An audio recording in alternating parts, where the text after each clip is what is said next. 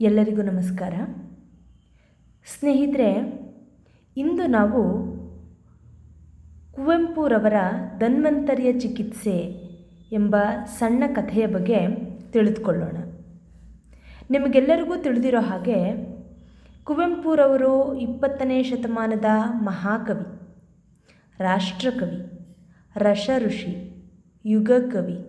ಅಷ್ಟೇ ಅಲ್ಲ, ಕನ್ನಡದ ಮೊದಲ ಜ್ಞಾನಪೀಠ ಪುರಸ್ಕೃತರು. ಕುವೆಂಪುರವರ ಹಲವಾರು ಕತೆ ಕಾದಂಬರಿಗಳಲ್ಲಿ ಅವರು ಈ ಮಲೆನಾಡಿನ ರೈತರ ಬದುಕನ್ನು ದಟ್ಟವಾಗಿ ತೆರೆದಿಟ್ಟಿದ್ದಾರೆ. ಅಷ್ಟೇ ಅಲ್ಲ, ಅವರ ಕೃತಿಗಳಲ್ಲಿ ರೈತರ ಮಹತ್ವವನ್ನು ಕೂಡ ನಾವು ನೋಡಬಹುದು. ಅಷ್ಟೇ ಅಲ್ಲ, ರೈತನನ್ನು ನೇಗಿಲ ಯೋಗಿ ಅಂತ ಹೇಳಿ ಕರೆದು ಆತನಿಗೆ ಒಂದು ಹೊಸ ಆಯಾಮವನ್ನೇ ತಂದುಕೊಟ್ಟವರು. ಇಂತಹ ರೈತನ ಸಮಸ್ಯೆಗಳನ್ನು ಕುರಿತು, ಆತನ ಪರಿಸ್ಥಿತಿಯನ್ನು ಕುರಿತು, ಆತನ ಆರೋಗ್ಯ ದಿನದಿಂದ ದಿನಕ್ಕೆ ಹೇಗೆ ಅಧಃಪತನದ ಕಡೆಗೆ ನಡೀತಾ ಇದೆ ಅಂತ ಹೇಳಿ ಅದರ ಸುತ್ತ ರಚಿಸಿರ್ತಕ್ಕಂತಹ ಕಥೆಯೇ ಧನ್ವಂತರಿಯ ಚಿಕಿತ್ಸೆ. ಈ ಧನ್ವಂತರಿಯೂ ಸಹ ಆಧುನಿಕ ಕಾಲದಲ್ಲಿ ರೈತನಿಗೆ ಯಾವ ರೀತಿ ಚಿಕಿತ್ಸೆ ನೀಡಬೇಕಾಗುತ್ತದೆ ಎಂಬುದನ್ನು ವ್ಯಂಗ್ಯ ವಿಡಂಬನೆಗಳ ಮೂಲಕ ಕುವೆಂಪುರವರು ಚಿತ್ರಿಸಿದ್ದಾರೆ. ನಿಮಗೆಲ್ಲರಿಗೂ ತಿಳಿದಿರೋ ಹಾಗೆ ಧನ್ವಂತರಿ ಅಂತ ಹೇಳಿದರೆ ದೇವತೆಗಳ ವೈದ್ಯ. ಅಷ್ಟೇ ಅಲ್ಲ, ಧನ್ವಂತರಿ ಪದಕ್ಕೆ ಹಲವಾರು ಅರ್ಥಗಳು ಸಹ ಇದೆ. ಸೊ ಅದರಲ್ಲಿ ತುಂಬ ಅರ್ಥಗಳನ್ನು ನಾವು ಇಲ್ಲಿ ಓದ್ಕೊಳ್ತಾ ಹೋಗಬಹುದು. ಅಮೃತಕ್ಕಾಗಿ ದೇವತೆಗಳು ದಾನವರು ಸೇರಿ ಸಮುದ್ರವನ್ನು ಮಥನ ಮಾಡಿದಾಗ ಧನ್ವಂತರಿ ಕ್ಷೀರ ಸಮುದ್ರದಿಂದ ಅಮೃತ ಕಲಶವನ್ನು ಹಿಡಿದುಕೊಂಡು ಆವಿರ್ಭವಿಸಿದನು. ಸೊ ಈ ಧನ್ವಂತರಿಯು ವಿಷ್ಣುವಿನ ಒಂದು ಅಂಶಾವತಾರ ಅಂತ ಹೇಳಿ ನಮಗೆ ಪುರಾಣಗಳಲ್ಲಿ ಕಂಡುಬರುತ್ತೆ. ಅದರ ಜೊತೆಗೆ ಈ ಭೂಲೋಕದಲ್ಲಿ ಆಯುರ್ವೇದ ಚಿಕಿತ್ಸೆಯನ್ನು ಪ್ರಚಾರಕ್ಕೆ ತಂದವರಲ್ಲಿ ಧನ್ವಂತರಿಯು ಅತ್ಯಂತ ಮಹತ್ವದ ಪಾತ್ರವನ್ನು ವಹಿಸಿದ್ದಾನೆ. ಇಂತಹ ಧನ್ವಂತರಿ ಆಧುನಿಕ ಕಾಲದಲ್ಲಿ ರೈತನ ಸಮಸ್ಯೆಗೆ ಯಾವ ರೀತಿ ಚಿಕಿತ್ಸೆ ನೀಡ್ತಾನೆ ಅನ್ನೋದನ್ನು ಒಂದಷ್ಟು ಪೌರಾಣಿಕ ಹಿನ್ನೆಲೆಯ ಕಥೆಯನ್ನು ಬಳಸಿಕೊಂಡು ಕವಿ ಕಥೆಯನ್ನು ನಿರೂಪಿಸ್ತಾ ಹೋಗ್ತಾರೆ. ಈ ಧನ್ವಂತರಿಯ ಚಿಕಿತ್ಸೆ ಕತೆ ಸ್ವರ್ಗಲೋಕವಾದಂತಹ ನಂದನವನದ ವರ್ಣನೆಯಿಂದ ಆರಂಭ ಆಗುತ್ತೆ. ಈ ಋಷಿ ವಿಶ್ವಾಮಿತ್ರನು ಅಂದರೆ ಸಪ್ತರ್ಷಿಗಳಲ್ಲಿ ಒಬ್ಬ ಋಷಿ ವಿಶ್ವಾಮಿತ್ರ. ಈತ ಸ್ವರ್ಗಲೋಕವಾದಂತಹ ನಂದನವನದ ಒಂದು ಮೂಲೆಯಲ್ಲಿ ಕಲ್ಪವೃಕ್ಷದಿಂದ ಸ್ವಲ್ಪ ದೂರದಲ್ಲಿದ್ದಂತಹ ಅನಾಮಧೇಯವಾದಂತಹ ಮರವೊಂದರ ನೆರಳಿನಲ್ಲಿ ಶತಪಥ ಮಾಡ್ತಾ ಇರ್ತಾನೆ. ಶತಪಥ ಮಾಡುತ್ತಿರುತ್ತಾನೆ ಅಂತ ಹೇಳಿದರೆ ಆ ಕಡೆಯಿಂದ ಈ ಕಡೆಗೆ, ಈ ಕಡೆಯಿಂದ ಆ ಕಡೆಗೆ ಓಡಾಡ್ತಾ ಇರ್ತಾನೆ. ಸೊ ಈತ ನಿಯತೇಂದ್ರಿಯಗಳನ್ನಾದರೂ ಅಂತಂದರೆ ಇಂದ್ರಿಯಗಳನ್ನು ನಿಗ್ರಹಿಸಬಲ್ಲುವಂತಹ ಶಕ್ತಿಯನ್ನು ಹೊಂದಿದವನಾದರೂ ಕೂಡ ಬಯಸಿದೊಡನೆ ಬಯಕೆಗಳನ್ನೆಲ್ಲ ನೀಡುವಂತಹ ಮರದ ನೆರಳಿನಲ್ಲಿರುವುದು ಅಪಾಯಕರವೆಂದು ತಿಳಿದಿದ್ದ ವಿಶ್ವಾಮಿತ್ರ ಮನಸ್ಸಿನಲ್ಲಿ ಮಿಂಚುವ ಭಾವಚಿಂತಾಪೇಕ್ಷೆಗಳೆಲ್ಲ ಒಳ್ಳೆಯದು, ಕೆಟ್ಟದ್ದು, ಅನುಕೂಲವಾದುದು, ಪ್ರತಿಕೂಲವಾದುದು ಎಲ್ಲ ವಾಸ್ತವವಾಗಿ ಬಿಡುವುದೆಂದರೆ ಗತಿ ಏನು ಎಂದು ಚಿಂತಿಸತೊಡಗುತ್ತಾನೆ. ಅಂದರೆ ಈತ ನಂದನವನದಲ್ಲಿ ಕಲ್ಪವೃಕ್ಷ ಇದ್ದರೂ ಸಹ ಅದರ ಪಕ್ಕದಲ್ಲಿದ್ದಂತಹ, ಅದರಿಂದ ಸ್ವಲ್ಪ ದೂರದಲ್ಲಿದ್ದಂತಹ ಮರದ ಕೆಳಗೆ ಯಾಕೆ ನಿಂತು ಆತ ಶತಪಥ ಮಾಡ್ತಾ ಇರ್ತಾನೆ ಅಂತ ಹೇಳಿದ್ರೆ, ಕಲ್ಪವೃಕ್ಷ ನಾವು ಏನನ್ನು ಕೇಳಿದ್ರೂ ಅಥವಾ ನಾವು ಏನನ್ನೇ ಅಂದುಕೊಂಡಿದ್ರೂ ಆ ತಕ್ಷಣವೇ ಅದೇನಾಗುತ್ತೆ, ನಡೆದು ಬಿಡುತ್ತೆ. ಇದ್ರ ಬಗ್ಗೆ ಸಾಕಷ್ಟು ಕಥೆಗಳನ್ನು, ಪೌರಾಣಿಕ ಕಥೆಗಳನ್ನು ನೀವೆಲ್ಲರೂ ಕೇಳ್ತಾ ಇರ್ತೀರ. ಸೊ ಹಾಗಾಗಿ ಆ ಕಲ್ಪವೃಕ್ಷದ ಕೆಳಗೆ ನಿಲ್ಲೋ ಬದಲು ವಿಶ್ವಾಮಿತ್ರ ಋಷಿ ಏನು ಮಾಡ್ತಾ ಇರ್ತಾನೆ, ಅದರಿಂದ ಸ್ವಲ್ಪ ದೂರದಲ್ಲಿದ್ದಂತಹ ಮರದ ನೆರಳಿನಲ್ಲಿ ಆ ಕಡೆಯಿಂದ ಈ ಕಡೆಗೆ, ಈ ಕಡೆಯಿಂದ ಆ ಕಡೆಗೆ ಶತಪಥ ಮಾಡ್ತಾ ಇರ್ತಾನೆ. ಸೊ ಈ ನಿಮಗೆಲ್ರಿಗೂ ತಿಳಿದಿರೋ ಹಾಗೆ ವಿಶ್ವಾಮಿತ್ರ ರಾಜರ್ಷಿ ಅಷ್ಟೇ ಅಲ್ಲ, ಬ್ರಹ್ಮರ್ಷಿ ಕೂಡ. ಅಂದರೆ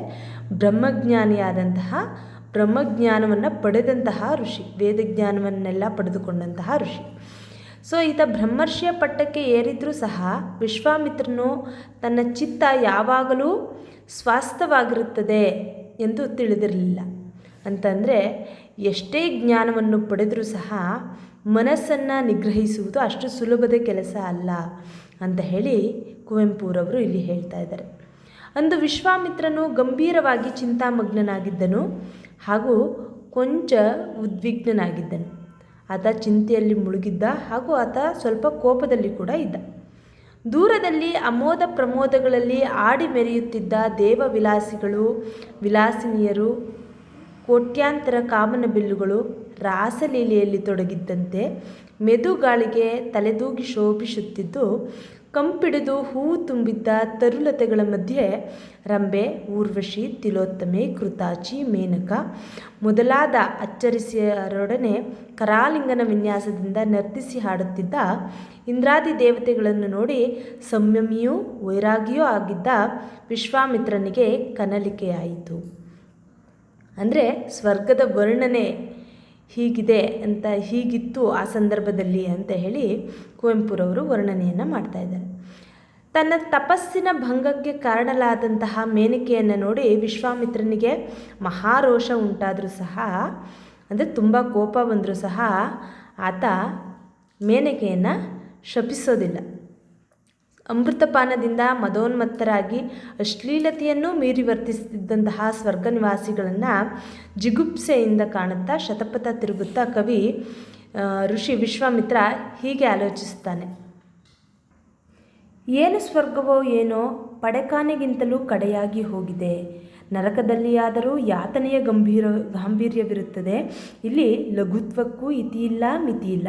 ತಿಂದುಂಡು ಮೆರೆಯುವುದು, ತಪಸ್ವಿಗಳನ್ನು ಕೆಡಿಸುವುದು, ದಾನವರೊಡನೆ ಕಾದು ಸೋತೋಡಿ ತ್ರಿಮೂರ್ತಿಗಳನ್ನು ಮರೆ ಹೋಗುವುದು, ಈ ಮಹತ್ ಕಾರ್ಯಗಳಲ್ಲೇ ಅವರ ಬಾಳೆಲ್ಲ ಪರ್ಯಾವಸಾನವಾಗುತ್ತದೆ.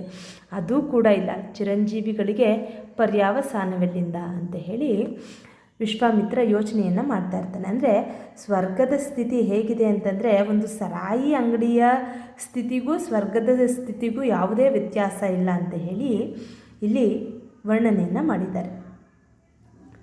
ಹೀಗೆ ಯೋಚಿಸಿ ಕನಿಕರದಿಂದ ಕಿರುನಗೆ ನಗುತ್ತಿದ್ದಾಗ ಆ ದೇವಾಪ್ಸರೆಯ ನೃತ್ಯವನ್ನು ಮೀರಿ, ಒಂದು ಅಮರಗಾನದ ಘೋಷವನ್ನೂ ಮೀರಿ ಸುದೀರ್ಘವಾದ ಅತಿ ಕ್ಲೇಶಯುತವಾದಂತಹ ಎದೆಯುರಿಸುವಂತಹ ನರಳು ಧ್ವನಿಯೊಂದು ನಂದನದ ನೆಲವನ್ನೇ ಬಿರಿದು ಮೂಡಿತೋ ಎಂಬಂತೆ ಕೇಳಿಬಂದಿತು. ಅಂತಂದರೆ ಈ ಸ್ವರ್ಗದ ಸ್ಥಿತಿಯನ್ನು ನೋಡ್ತಾ ತನ್ನಷ್ಟಕ್ಕೆ ತಾನೇ ಕನಿಕರದಿಂದ ನಗುತ್ತಿದ್ದಾಗ ವಿಶ್ವಾಮಿತ್ರ ಅಲ್ಲಿ ಈ ಸ್ವರ್ಗಲೋಕದ ನೃತ್ಯ ಮತ್ತು ಆ ಅಮರಗಾನದ ಘೋಷವನ್ನು ಮೀರಿ, ಅಂತಂದರೆ ವಾದ್ಯಗಳ ಘೋಷವನ್ನು ಮೀರಿ ಸುದೀರ್ಘವಾದಂತಹ ಅತ್ಯಂತ ನರಕ ಯಾತನೆಯ ನರಳುತ್ತಾ ಇರ್ತಕ್ಕಂತಹ ದನಿ ಈ ನಂದನದ, ಅಂದರೆ ಸ್ವರ್ಗದ ನೆಲವನ್ನೇ ಬಿರಿದು ಮೂಡಿತೋ ಅಂತಂದರೆ ಅದನ್ನು ಒಡೆದು ಆ ಧ್ವನಿ ಬರ್ತಾ ಇದೆಯೇನೋ ಅಂತ ಹೇಳಿ ಒಂದು ಧ್ವನಿ ವಿಶ್ವಾಮಿತ್ರನಿಗೆ ಕೇಳಿಸುತ್ತೆ. ಈ ದನಿಯನ್ನು ಕೇಳಿ ವಿಶ್ವಾಮಿತ್ರ ಸಿಡಿಲೆರಗಿದಂತೆ ಬೆಚ್ಚು ಬಿದ್ದು ಬಾಯಿ ತೆರೆದು ನಡುಗಿ ನಿಂತು ಮತ್ತೆ ಅದೇ ನೆರಳು ದನಿ ಎಂದು ನಿಡಿಸುವುದನು. ಅಂದರೆ ಈ ವಿಶ್ವಾಮಿತ್ರನಿಗೆ ಈ ಧ್ವನಿ ಇದು ಮೊದಲನೇ ಬಾರಿ ಏನು ಕೇಳ್ತಾ ಇಲ್ಲ, ಇದು ತುಂಬ ದಿನಗಳಿಂದ ಕೇಳ್ತಾ ಇದೆ. ಆದರೆ ಸ್ವರ್ಗಕ್ಕೆ ಬಂದಾಗಲೂ ಸಹ ಈ ಧ್ವನಿ ಕೇಳ್ತಾ ಇರೋದು ಆತನಿಗೆ ಕೇಳಿಸ್ತಾ ಇರೋದನ್ನು ಕೇಳಿಸ್ಕೊಂಡಂತಹ ವಿಶ್ವಾಮಿತ್ರ ಅದೇ ನರಳು ಧ್ವನಿ, ಮತ್ತೆ ಅದೇ ಧ್ವನಿ ನನಗೆ ಕೇಳಿಸ್ತಾ ಇದೆ ಅಂತ ಹೇಳಿ ನಿಟ್ಟುಸಿರನ್ನು ಉಯ್ತಾನೆ, ಅಂದರೆ ದೀರ್ಘವಾಗಿ ಉಸಿರನ್ನು ಬಿಡುತ್ತಾನೆ. ಈ ನರಳು ಧ್ವನಿ ಮಜಾ ಮಾಡುತ್ತಿದ್ದಂತಹ ದೇವತೆಗಳಿಗೆ ಒಂದು ಸ್ವಲ್ಪವೂ ಕೇಳಿಸ್ತಿಲ್ವಾ? ವಿಶ್ವಾಮಿತ್ರನಿಗೆ ಮಾತ್ರ ಬಹುದಿನಗಳಿಂದ ಈ ಧ್ವನಿ ಕೇಳಿಸ್ತಾನೆ ಇರುತ್ತೆ. ಆತ ಎಲ್ಲೇ ಇರಲಿ, ಎಷ್ಟೇ ಹೊತ್ತಾಗಿರಲಿ, ಏನೇ ಮಾಡುತ್ತಿರಲಿ, ಅದು ಹಠಾತ್ತನೆ ಕಿವಿಗೆ ಬಿದ್ದು ಆತನ ಪ್ರಜ್ಞನನ್ನು ಅಸ್ಥಿರವಾಗಿ ಮಾಡ್ತಾ ಇರುತ್ತೆ. ಕೈಲಾಸಕ್ಕೆ ಹೋಗಿದ್ದಾಗ, ವೈಕುಂಠದಲ್ಲಿ, ಸತ್ಯಲೋಕದಲ್ಲಿ, ನರಕಕ್ಕೆ ಹೋದಾಗ ಆ ನರಕದ ಗೋಳಾಟವನ್ನು ಮೀರಿ ಸಹ ಈ ಆರ್ತನಾದ ಋಷಿಮುನಿಯ ಕಿವಿಗೆ ಬೀಳ್ತಾನೆ ಇರುತ್ತೆ. ಸೊ ವಿಶ್ವಾಮಿತ್ರ ಅದರ ಮೂಲವನ್ನು ಅರಿಯೋದಕ್ಕೆ ಪ್ರಯತ್ನ ಮಾಡಿದರೂ ಸಹ ಅದು ಫಲಕಾರಿಯಾಗಿರೋದಿಲ್ಲ. ವೈಕುಂಠದಲ್ಲಿ ವಶಿಷ್ಠರನ್ನು ವಿಚಾರಿಸಿದಾಗ ಅವರು, ನನಗೆ ಈ ನರಳು ಧ್ವನಿ ಕೇಳಿಸ್ತಾ ಇಲ್ಲ, ಇದು ವಿಶ್ವಾಮಿತ್ರನಿಗೆ ಯಾವುದೋ ಮನೋಭ್ರಾಂತಿ ಇರಬೇಕು ಅಂತ ಹೇಳಿ ಅದರ ಪರಿಹಾರಾರ್ಥವಾಗಿ ಯಜ್ಞವನ್ನು ನೆರವೇರಿಸೋದಕ್ಕೆ ಸೂಚಿಸ್ತಾರೆ. ಆದರೆ ವಿಶ್ವಾಮಿತ್ರನಿಗೆ ಈ ಹಳೆಯ ಕಂದಾಚಾರಗಳಲ್ಲಿ ನಂಬಿಕೆ ಇಲ್ಲದೆ ವಶಿಷ್ಠರ ಈ ಗೊಡ್ಡು ಬುದ್ಧಿವಾದಕ್ಕೆ ಶರಣಾಗದೆ ಆತ ಈ ನರಳುವಿಕೆಯನ್ನೇ ಕುರಿತು ಆಲೋಚಿಸುತ್ತಿದ್ದಾಗ ಇದ್ದೆಡೆಗೆ ಇದೇ ಸಮಸ್ಯೆಯನ್ನು ಕುರಿತು ಆಲೋಚಿಸುತ್ತಾ ಪರಶುರಾಮನು ಸಹ ಬಂದು ಸೇರ್ತಾನೆ. ವಿಶ್ವಾಮಿತ್ರನಿಗಾದಂತಹ ಅನುಭವಗಳೇ ತನಗೂ ಆದವೆಂದು ತಿಳಿದಂತಹ ಪರಶುರಾಮ ಈ ಸಮಸ್ಯೆಯ ಶೋಧನೆಗಾಗಿಯೇ ತ್ರಿಭುವನ ಸಂಚಾರಕ್ಕೆ ಹೊರಟಿರುವುದಾಗಿ ತಿಳಿಸ್ತಾನೆ. ಸೊ ಅವರು ಮಾತನಾಡುತ್ತಿರುವಾಗಲೇ ಮತ್ತೆ ಅದೇ ನರಳು ನೆತ್ತರು ಹೆಪ್ಪುಗೊಡುವಂತೆ ಕೇಳಿಸಿತು. ಅಂದರೆ ಅಷ್ಟು ದೀರ್ಘವಾಗಿ ಆ ನರಳುತ್ತಾ ಇರತಕ್ಕಂತಹ ಶಬ್ದ ವಿಶ್ವಾಮಿತ್ರ ಹಾಗೂ ಪರಶುರಾಮರಿಗೆ ಕೇಳಿಸುತ್ತೆ. ಯಾವನಾದರೊಬ್ಬರನ್ನು ಮುಳ್ಳಿನ ಹಾಸಿಗೆಯ ಮೇಲೆ ಅಂಗಾತನೆ ಮಲಗಿಸಿ ಎದೆಯ ಮೇಲೆ ಹೆಬ್ಬಂಡೆಯೊಂದನ್ನು ಬಹುಕಾಲದವರೆಗೆ ಹೇರಿ ಮಣಬಾರದ ಸುತ್ತಿಗೆಯಿಂದ ಬೀಸಿ ಹೊಡೆದರೆ ಅವನು ಹೇಗೆ ನರಳಬಹುದೋ ಹಾಗಿದ್ದಿತು ಈ ಬೀಭತ್ಸಕರವಾದಂತಹ ನರಳು.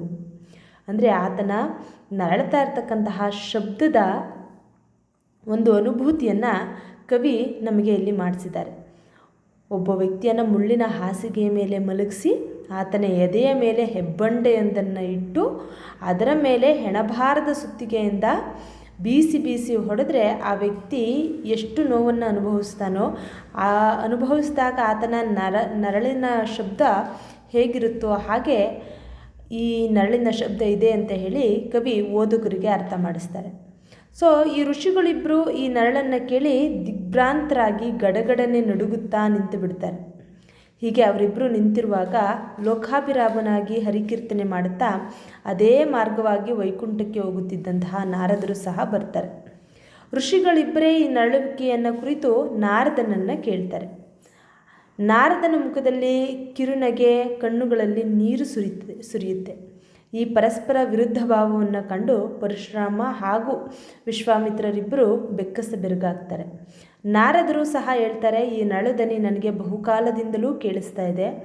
ಕೇಳಿದಾಗಲೆಲ್ಲ ನನ್ನೆದೆ ನಡುಗುತ್ತೆ, ಜೀವ ಹಿಂಡಿದಂತಾಗುತ್ತೆ. ಆದರೆ ಅದಕ್ಕೆ ಕಾರಣ ನನಗೂ ಸರಿಯಾಗಿ ಗೊತ್ತಾಗ್ತಾ ಇಲ್ಲ.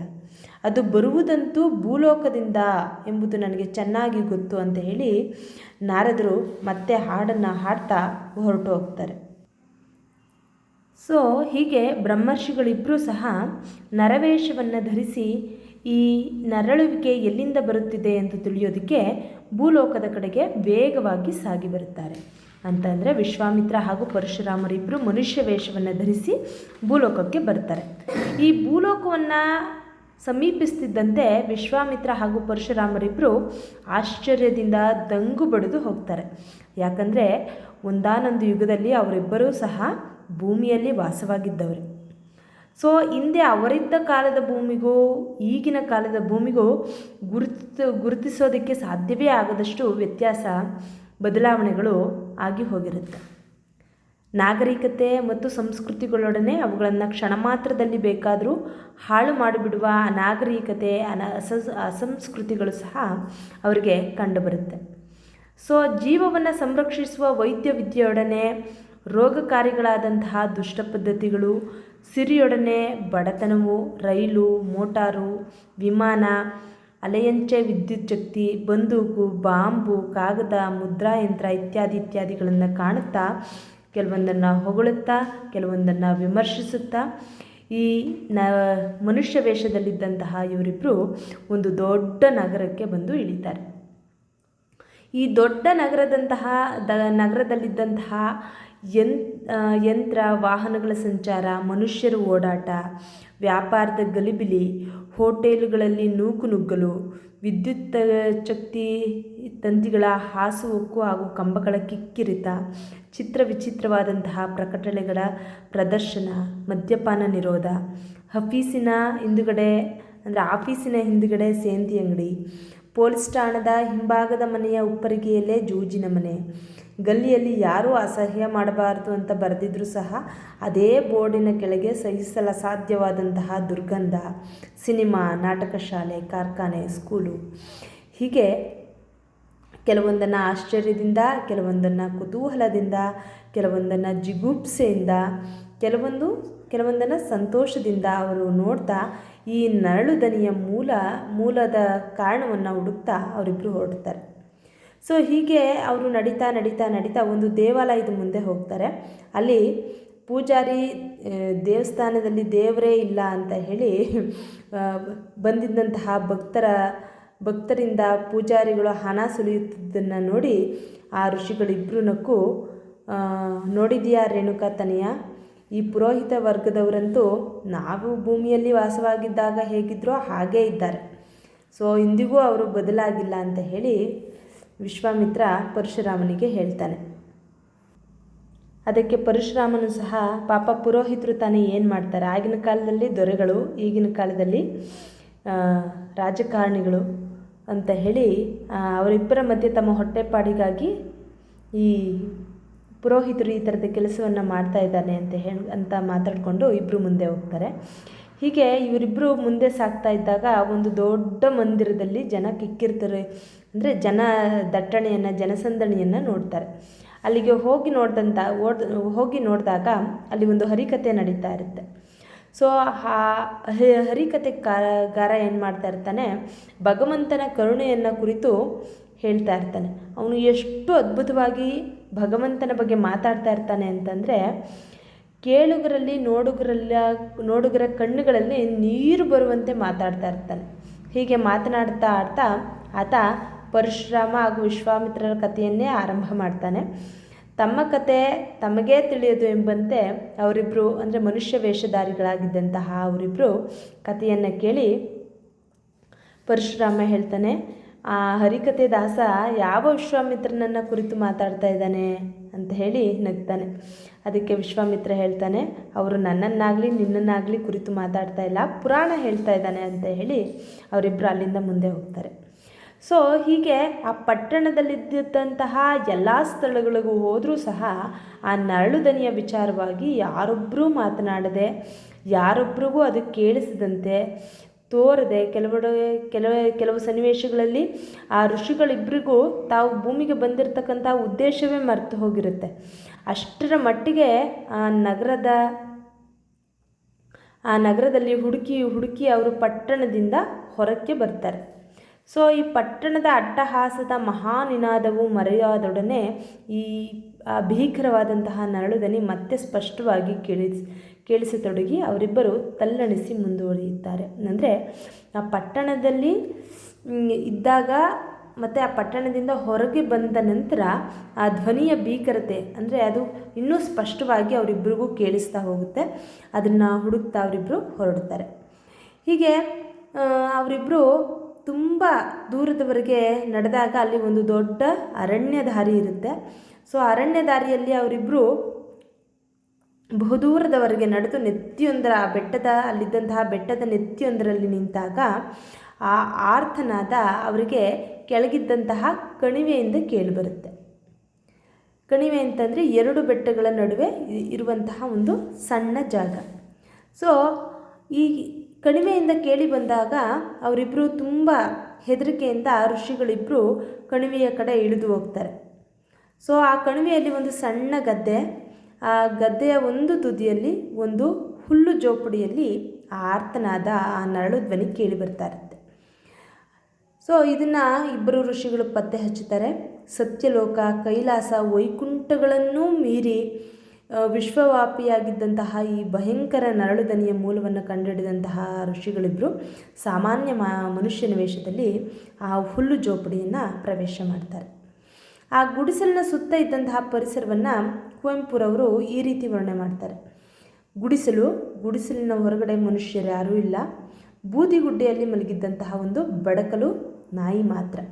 ಅದು ಸಹ ಒಂದೆರಡು ಸೊಳ್ಳು ಕೂಗಿ ದಣಿದು ತಟಸ್ಥವಾಯಿತು. ಅಂದರೆ ಒಂದೆರಡು ಸಾರಿ ಬೊಗಳುವಷ್ಟರಲ್ಲೇ ಅದು ಏನಾಗೋಯಿತು, ಅದರ ಶಕ್ತಿ ಕುಂದು ಹೋಯಿತು, ಅಷ್ಟು ಸೊರಗಿ ಹೋಗಿತ್ತು ಅಂತ. ಸೊ ಒಂದು ಹೆಂಟೆ ತನ್ನ ಹೂ ಮರಿಗಳೊಡನೆ ಕೊಳಚೆಯಲ್ಲಿ ಕೆಸರು ಕೆದಕ್ತಾ ಇತ್ತು. ಅಂದರೆ ಒಂದು ಕೋಳಿ ತನ್ನ ಮರಿಗಳೊಡನೆ ಕೆಸರನ್ನು ಕೆದಕ್ತಾ ಇತ್ತು.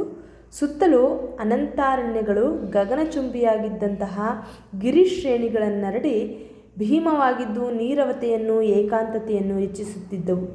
ಬಿಸಿಲು ಬೆಂಕಿ ಮಳೆಗರೆಯುತ್ತಿತ್ತು. ಆ ನೀರವತೆಯಲ್ಲಿ ಒಳಗಿನಿಂದ ಕೇಳಿಬರುತ್ತಿದ್ದ ನರಳು ಭೀಷ್ಮವಾಗಿತ್ತು ಅಂತ ಹೇಳಿ ಕವಿ ವರ್ಣನೆಯನ್ನು ಮಾಡ್ತಾರೆ. ಇಂತಹ ಪರಿಸರದಲ್ಲಿ ಆ ಗುಡಿಸಲಿನ ಒಳಗಿನ ಪರಿಸರ ಇನ್ನೂ ಅನಾರೋಗ್ಯಕರವಾಗಿತ್ತು. ಆ ಗುಡಿಸಲಿನ ಒಳಗಡೆ ಮಬ್ಬುಗತ್ತಲೆ ಕವಿದಿದ್ದು ಸರ್ವತ್ರವೂ ಹೊಗೆ ಹಿಡಿದು ಕರಿಬಲೆ ನೇತು ಬಿದ್ದು ಕರ್ರಗಾಗಿತ್ತು. ಅಷ್ಟೇ, ಹಾರೆ, ಗುದ್ದಲಿ, ಹಡಗ, ಕುಕ್ಕೆ, ಮಡಕೆ, ನೇಗಿಲು, ಕತ್ತಿ ಇತ್ಯಾದಿ ಬೇಸಾಯದ ಉಪಕರಣಗಳು ಸಹ ಅಸ್ತವ್ಯಸ್ತವಾಗಿ ಚದುರಿ ಬಿದ್ದಿದ್ವು. ಅಷ್ಟೇ ಅಲ್ಲ, ನಿರ್ಜೀವವಾದಂತಹ ಕಸಕಡ್ಡಿ, ಸಜೀವವಾಗಿದ್ದಂತಹ ನೊಣಗಳು ಸ್ವರಾಜ್ಯ ಸಂಪಾದನೆಯನ್ನು ಮಾಡಿತ್ತು. ಅಂತಂದರೆ ಆ ಗುಡಿಸಲಿನ ಒಳಗಿನ ವಾತಾವರಣ ಹೇಗಿತ್ತು ಅಂತೇಳಿ ಕವಿ ಇಲ್ಲಿ ವರ್ಣನೆಯನ್ನು ಮಾಡ್ತಾ ಇದ್ದಾರೆ. ಈ ಅಲ್ಲಿ ಅಂದರೆ ಗುಡಿಸಲಿನ ತುಂಬ ಕಸಕಡ್ಡಿ ತುಂಬಿಕೊಂಡಿತ್ತು. ಅದರ ಜೊತೆಗೆ ಸಾಕಷ್ಟು ಕೊಳಕಿನಿಂದ ನೊಣಗಳು ಸಹ ಅಲ್ಲಿ ಸಾಕಷ್ಟು ಪ್ರಮಾಣದಲ್ಲಿ ಇತ್ತು. ಇಂತಹ ಒಂದು ಗುಡಿಸಲಿನ ಮಧ್ಯಭಾಗದಲ್ಲಿ ಹಾಸಿದ್ದಂತಹ ಒಂದು ಕಂಬಳಿಯ ಮೇಲೆ ಕೊಳೆ ಹಿಂಡಿದ ಸೊಂಟದ ಪಂಚೆಯ ವಿನಃ ಸಂಪೂರ್ಣವಾಗಿ ನಗ್ನವಾಗಿದ್ದ ರೈತನೊಬ್ಬನು ಅಂಗಾತನೆ ಮಲಗಿ ಎದೆಯನ್ನು 2 ಕೈಗಳಿಂದಲೂ ಒತ್ತಿಕೊಳ್ಳುತ್ತಾ ಘೋರವಾಗಿ ನರಳುತ್ತಿದ್ದನು. ಅಂದರೆ ಆತ ಪಂಚೆಯನ್ನು ಮಾತ್ರ ಹಾಕಿರ್ತಾನೆ, ಅದು ಸಹ ಸಾಕಷ್ಟು ಕೊಳೆಯಾಗಿರುತ್ತೆ. ಸೊ ಮೇಲೆ ಶರ್ಟ್ ಅಥವಾ ಬೇರೆ ಯಾವುದೇ ಆದಂತಹ ವಸ್ತ್ರವನ್ನು ಆತ ಧರಿಸಿರೋಲ್ಲ.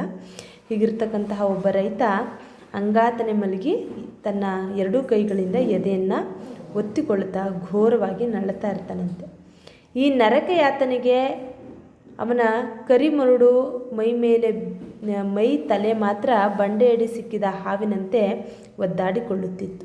ಋಷಿಗಳಿಬ್ಬರು ನೋಡುತ್ತಿದ್ದ ಹಾಗೆ ಮುದ್ದೆಯಾದಂತಹ ನೆತ್ತರು ಬುಗ್ಗೆಯು ಚಿಮ್ಮಿ ಅವನ ಬಾಯಿಂದ ಕೆಂಪಗೆ ಹೊರಬಿದ್ದು ನೆಲವನ್ನು ತೋಯಿಸಿತು. ಹೀಗೆ ಮಲಗಿರ್ತಕ್ಕಂತಹ ಆ ರೈತ ಇದ್ದಕ್ಕಿದ್ದ ಹಾಗೆ ಬುಗ್ಗೆಯು ಚಿಮ್ಮಿ ಅಂತಂದರೆ ಮುದ್ದೆಯಾಗಿರ್ತಕ್ಕಂತಹ ರಕ್ತವನ್ನು ಆತ ತನ್ನ ಬಾಯಿಂದ ಹೊರ ಹಾಕ್ತಾನೆ.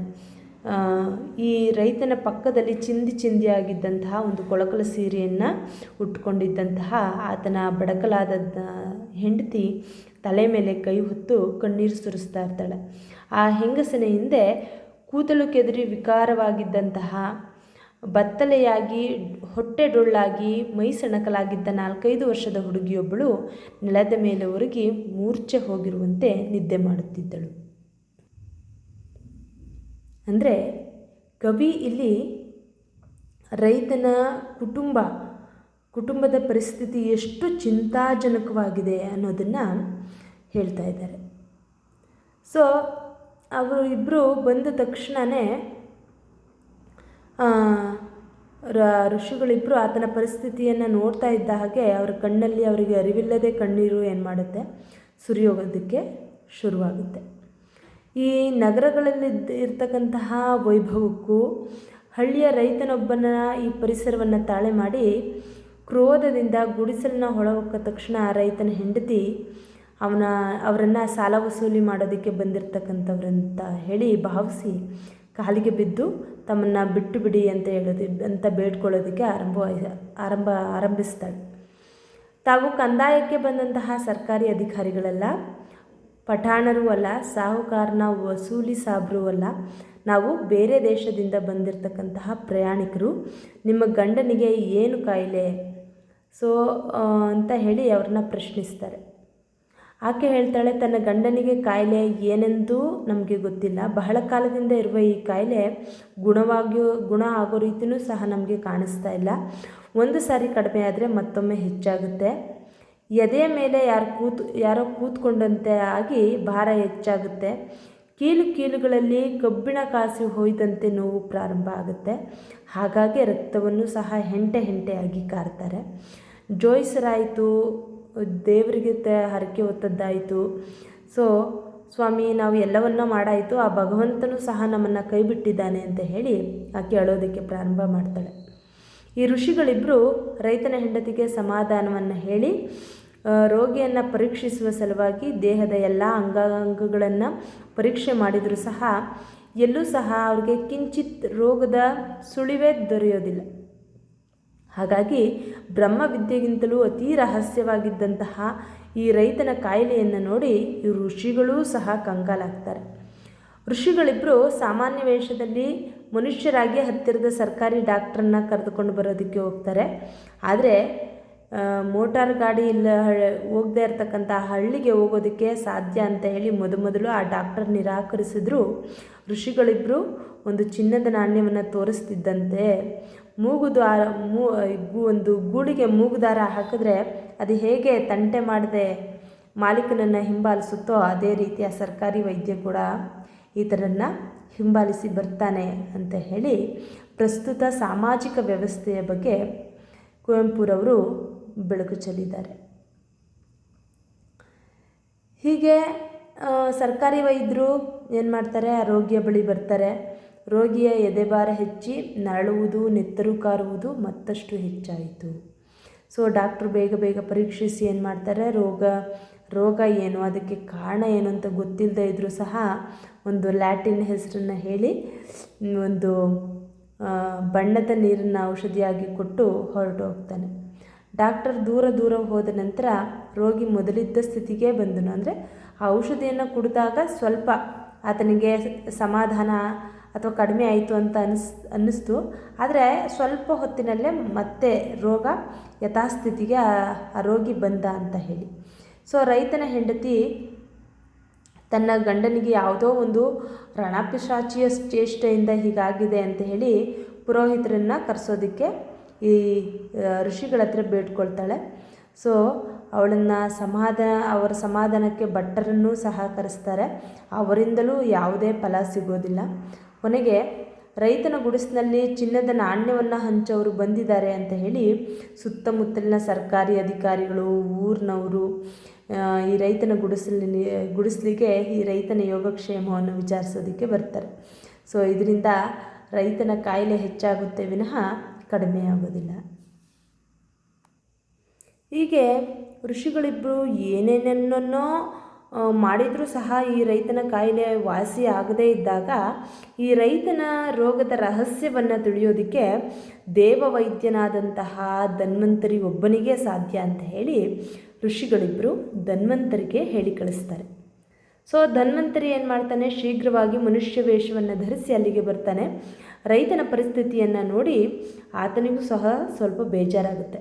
ನಂತರ ಧನ್ವಂತರಿ ಆ ರೈತನನ್ನು ಪರೀಕ್ಷೆ ಮಾಡೋದಕ್ಕೆ ಶುರು ಮಾಡ್ತಾನೆ. ಬಹಳ ಕಾಲ ಪರೀಕ್ಷೆ ಮಾಡಿದಂತಹ ಧನ್ವಂತರಿ ಋಷಿಗಳಿಬ್ಬರ ಕಡೆ ವ್ಯಂಗ್ಯವಾಗಿ ನೋಡ್ತಾನೆ. ಅವನ ನಿರಾಶೆಯ ನೋಟ ನೋಡಿ ರೈತನ ಹೆಂಡತಿ ಅಳೋದಕ್ಕೆ ಶುರು ಮಾಡ್ತಾಳೆ. ಸೊ ಈ ರೈತನ ಹೆಂಡತಿಯ ದೃಷ್ಟಿಗೆ ಧನ್ವಂತರಿ ನೀರವವಾಗಿ ನೋಡುತ್ತಿರುವಂತೆ ತೋರಿ ಬಂದರೂ ಅವರು ತಮ್ಮಲ್ಲಿ ಮಾತಾಡ್ಕೊಳ್ತಾ ಇರ್ತಾರೆ. ಸೊ ಧನ್ವಂತರಿ ಹೇಳ್ತಾನೆ, ಇದು ದೈಹಿಕ ರೋಗ ಅಲ್ಲ ಅಂತ ಹೇಳ್ತಾನೆ. ಅದಕ್ಕೆ ವಿಶ್ವಾಮಿತ್ರ, ಹಾಗಾದರೆ ಇದು ಆತ್ಮದ ರೋಗನ ಅಂತ ಕೇಳ್ತಾನೆ. ಧನ್ವಂತರಿ ಹೇಳ್ತಾನೆ, ದೇಹದ ರೋಗವಾಗಿದ್ದರೆ ದೇಹದಲ್ಲಿ ಇರಬೇಕಾಗಿತ್ತು, ಆದರೆ ನಾನು ಚೆನ್ನಾಗಿ ಪರೀಕ್ಷೆ ಮಾಡಿದ್ದಾನೆ. ಇದು ದೇಹದಲ್ಲೂ ಇಲ್ಲ, ಆತ್ಮದಲ್ಲಿದ್ದರೆ ರೂಪದಿಂದಲಾದರೂ ತೋರಬೇಕಾಗಿತ್ತು. ಆದರೆ ಇದು ಆತ್ಮರೋಗವೂ ಅಲ್ಲ.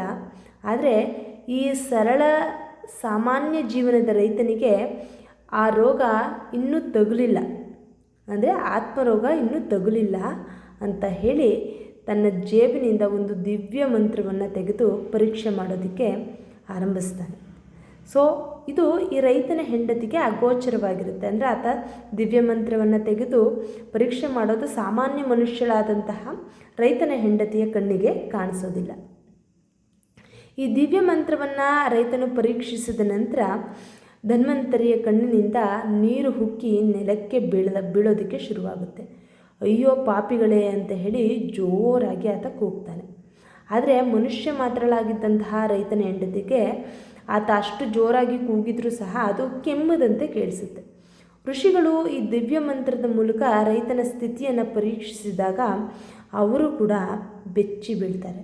ಹಾಗಾದರೆ ಈ ರೈತನ ಸ್ಥಿತಿ ಯಾವ ರೀತಿ ಇರುತ್ತೆ ಅಂತ ಹೇಳಿದ್ರೆ, ರೈತನ ಎದೆಯ ಮೇಲೆ ಸಮಸ್ತ ಚಕ್ರಾಧಿಪತ್ಯವು ಪರ್ವತದ ಆಕಾರದಲ್ಲಿ ನಿಂತಿರುತ್ತೆ. ಋಷಿಗಳು ನೋಡಿಕೊಂಡು ಬಂದಂತಹ ಆ ಮುಖ್ಯ ಪಟ್ಟಣವು ಆ ನೆತ್ತಿಯಲ್ಲಿ ರಾರಾಜಿಸ್ತಾ ಇರುತ್ತೆ. ಅಲ್ಲಿಯ ದೇವಾಲಯಗಳು, ವಿಶ್ವವಿದ್ಯಾನಿಲಯ, ಕ್ರೀಡಾ ಮಂದಿರ, ಪ್ರಮೋದವನಗಳು, ಕರ್ಮಸಾಧನಗಳು, ಕಾರ್ಖಾನೆಗಳು, ರಾಜಪ್ರಸಾದಗಳು ಎಲ್ಲವೂ ಸಹ ತಮ್ಮ ಭಾರವನ್ನು ರೈತನ ಎದೆಯ ಮೇಲೆ ಹಾಕಿ ಸಂಸ್ಕೃತಿ ಹಾಗೂ ನಾಗರಿಕತೆ ಎಂಬ ಕೀರ್ತಿಯಿಂದ ಮೆರೆಯುತ್ತಾ ಇರುತ್ತೆ. ಅಂದರೆ ಇಲ್ಲಿ ಕವಿ ನೈಜ ಸಮಾಜದ ಸ್ಥಿತಿಯನ್ನು ತಮ್ಮ ಈ ಕಥೆಯ ಮೂಲಕ ವ್ಯಕ್ತಪಡಿಸ್ತಾ ಇದ್ದಾರೆ. ಅಂತ ಹೇಳಿದರೆ, ಈ ಸಮಾಜದ ಅಥವಾ ನಮ್ಮ ದೇಶದ ಮೂಲ ಬೆನ್ನೆಲುಬು ಯಾರು? ರೈತ, ಹೌದಾ? ಆದರೆ ಈ ರೈತನ ಸಮಸ್ಯೆಗಳ ಬಗ್ಗೆ, ಆತನ ಕಷ್ಟದ ಬಗ್ಗೆ ಒಂದಷ್ಟು ಪರಿವೆಯೇ ಇಲ್ಲದೆ ಹೇಗೆ ನಗರದಲ್ಲಿರ್ತಕ್ಕಂತಹ ಜನರು ತಮ್ಮ ಭೋಗ ವಿಲಾಸಗಳಿಂದ ಸುಖ ಸಮೃದ್ಧಿಯಿಂದ ಬಾಳ್ತಾ ಇದ್ದಾರೋ, ಅವರಿಗೆ ಈ ರೈತನ ಕಷ್ಟ, ಆತ ಪಟ್ಟಣದಿಂದ ಹೊರಗಿದ್ದಾನೆ, ಆದರೆ ಆತನ ನರಳುವಿಕೆ, ಆತನ ಸ್ಥಿತಿ ಈ ಸಮಾಜದಲ್ಲಿರ್ತಕ್ಕಂತಹ ಯಾರಿಗೂ ಗೊತ್ತಿಲ್ಲ. ಆದರೆ ಇವರೆಲ್ಲರೂ ಇಷ್ಟೊಂದು ಸುಖ ಸಂತೋಷ ಹಾಗೂ ಭೋಗ ವಿಲಾಸಗಳನ್ನು ಅನುಭವಿಸೋದಕ್ಕೆ ಮೂಲ ಕಾರಣ ಯಾರು? ರೈತ ಅನ್ನೋದನ್ನು ಕುವೆಂಪುರವರು ಇಲ್ಲಿ ತಿಳಿಸಿದ್ದಾರೆ.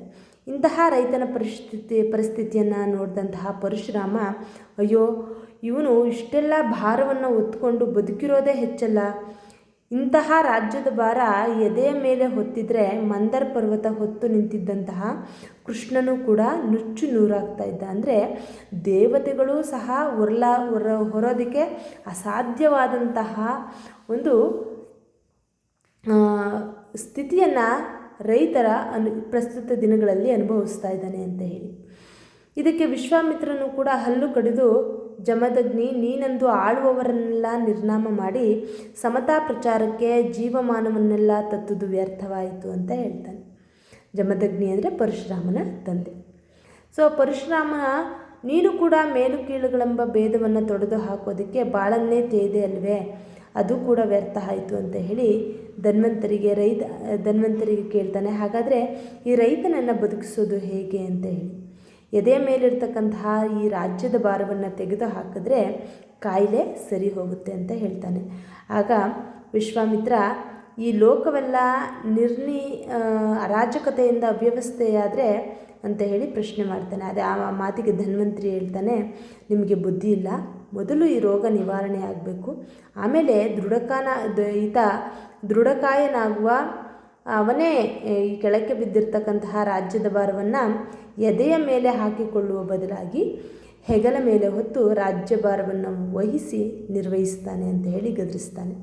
ಒಡನೆಯ ವಿಶ್ವಾಮಿತ್ರ ಗೂಳಿಯಂತೆ ಹುಂಕರಿಸಿ ಮಹಾಭಯಂಕರವಾದಂತಹ ಕ್ರಾಂತಿಭೂತಗಳನ್ನು ಸೃಷ್ಟಿಸಿ ಆ ರೈತನ ಎದೆಯ ಮೇಲಿರ್ತಕ್ಕಂತಹ ಭಾರವನ್ನೆಲ್ಲ ನೆಲಕ್ಕೆ ಉರುಳಿಸಿ ಅಂತ ಹೇಳಿ ಆಜ್ಞೆಯನ್ನು ಮಾಡ್ತಾನೆ. ತಕ್ಷಣವೇ ರಾಜ್ಯದಲ್ಲಿ ಸಿಡಿಲು, ಮಳೆ, ಗಾಳಿ, ಭೂಕಂಪಗಳು ಸೇರಿ ದೇವಾಲಯಗಳು, ಗೋಪುರಗಳು ಕೆಳಕ್ಕೆ ಬೀಳುತ್ತೆ. ಇದಾದ ನಂತರ ರೈತನ ನರಳುವಿಕೆ ನಿಧಾನವಾಗಿ ಕಡಿಮೆಯಾಗುತ್ತೆ. ಶ್ವಾಸೋಚ್ಛ್ವಾಸ ಸಹಜವಾಗಿ ಕಣ್ಣಿನಲ್ಲಿ ಸಂತೋಷದ ಬೆಳಕು ಮಿಂಚಿ ತುಸು ಹೊತ್ತಿನಲ್ಲಿಯೇ ನೋಡುತ್ತಿದ್ದವರಿಗೆ ಆಶ್ಚರ್ಯವಾಗುವಂತೆ ನಗುಮುಖದಿಂದ ರೈತ ಮೇಲೆದ್ದು ಋಷಿಗಳಿಗೆ ಕೈ ಮುಗಿತಾನೆ. ಇಲ್ಲಿಗೆ ಈ ಕಥೆ ಮುಕ್ತಾಯವಾಗುತ್ತೆ. ಅಂದರೆ ಈ ಕಥೆಯಿಂದ ನಮಗೆ ತಿಳಿದು ಬರೋದು ಏನು ಅಂತಂದರೆ, ನಮ್ಮ ದೇಶದ ಕೃಷಿ ವ್ಯವಸ್ಥೆ ಹಾಗೂ ರೈತನ ವ್ಯವಸ್ಥೆ ಹಾಗೂ ಆತನ ಸ್ಥಿತಿಗತಿ ಅಷ್ಟೇನು ಚೆನ್ನಾಗಿಲ್ಲ. ನಿಮಗೆಲ್ರಿಗೂ ತಿಳಿದಿರೋ ಹಾಗೆ ಆತನ ಸ್ಥಿತಿ ತೀರಾ ಕಳವಳಕಾರಿಯಾಗಿದೆ. ಅಷ್ಟೇ ಅಲ್ಲ, ಇದಕ್ಕೆ ತಕ್ಕಂತೆ ನಮಗೆ ಹಲವಾರು ರೈತರ ಸರಣಿ ಆತ್ಮಹತ್ಯೆಗಳು ಸಹ ಅಲ್ಲಲ್ಲಿ ನಾವು ಓದ್ತಾನೆ ಇರ್ತೀವಿ. ಇದರ ಜೊತೆಗೆ ಭೂಕಬಳಿಕೆ, ನಗರೀಕರಣ, ಕೈಗಾರೀಕರಣಗಳ ಬಗ್ಗೆ ವಿಶೇಷ ಆಸ್ಥೆ, ಹಳ್ಳಿಗಾಡಿನ ಬಗ್ಗೆ ದಿವ್ಯ ನಿರ್ಲಕ್ಷ್ಯ, ರೈತರು ಕೆಲಸದಲ್ಲಿ ತೊಡಗಿದ್ರೂ ಸಹ ಅವರಿಗೆ ವ್ಯವಸಾಯದ ಬಗ್ಗೆ ಇರತಕ್ಕಂತಹ ಅಜ್ಞಾನ, ಸಾಕಷ್ಟು ಸಾಲ ಸೌಲಭ್ಯಗಳ ಕೊರತೆ, ಇದೆಲ್ಲದರಿಂದ ಆತ ನಿಜವಾಗಿಯೂ ರೈತನ ಸ್ಥಿತಿ ನರಕಯಾತನೆಯೇ ನರಳುವಂತಹ ಪರಿಸ್ಥಿತಿಯಲ್ಲಿಯೇ ರೈತ ಇದ್ದಾನೆ. ಇಂತಹ ರೈತನ ಪರಿಸ್ಥಿತಿಗೆ ದೇವತೆಗಳು ಬ್ರಹ್ಮರ್ಷಿಗಳು ಸಹ ಆತನ ಸಮಸ್ಯೆಗೆ ಪರಿಹಾರವನ್ನು ಹುಡುಕಬೇಕಾದ್ರೆ ಎಷ್ಟೆಲ್ಲ ಕಷ್ಟಪಡ್ತಾರೆ. ಅಂಥದ್ರಲ್ಲಿ ನಾವು ಸಾಮಾನ್ಯರಾಗಿ ಅವರ ಬಗ್ಗೆ ಎಷ್ಟು ಕಾಳಜಿಯನ್ನು ಹಾಗೂ ಪ್ರೀತಿಯನ್ನು ಹಾಗೂ ಎಷ್ಟು ಜವಾಬ್ದಾರಿಯುತವಾಗಿ ನಾವು ಸಮಾಜದಲ್ಲಿ ವರ್ತಿಸಬೇಕು ರೈತರ ಬಗ್ಗೆ ಅಂತ ಹೇಳಿ ಅದರ ಬಗ್ಗೆ ಸಾಕಷ್ಟು ಬೆಳಕು ಚೆಲ್ಲುವಂತಹ ಕಥೆಗಳಲ್ಲಿ ಈ ಧನ್ವಂತರಿಯ ಚಿಕಿತ್ಸೆ ಕೂಡ ಒಂದು. ಈ ವಿಡಿಯೋ ಬಹುಶಃ ನಿಮಗೆಲ್ರಿಗೂ ಇಷ್ಟ ಆಗಿದೆ ಅಂತ ಹೇಳ್ತಾ ಈ ವಿಡಿಯೋವನ್ನು ಇಲ್ಲಿಗೆ ಮುಗಿಸ್ತಾ ಇದ್ದೀನಿ. ಈ ವಿಡಿಯೋ ನಿಮಗೆ ಇಷ್ಟ ಆಗಿದರೆ ದಯವಿಟ್ಟು ನನ್ನ ಚಾನಲನ್ನು ಸಬ್ಸ್ಕ್ರೈಬ್ ಮಾಡಿಕೊಂಡು ನೋಡಿ. ಎಲ್ಲರಿಗೂ ಧನ್ಯವಾದ.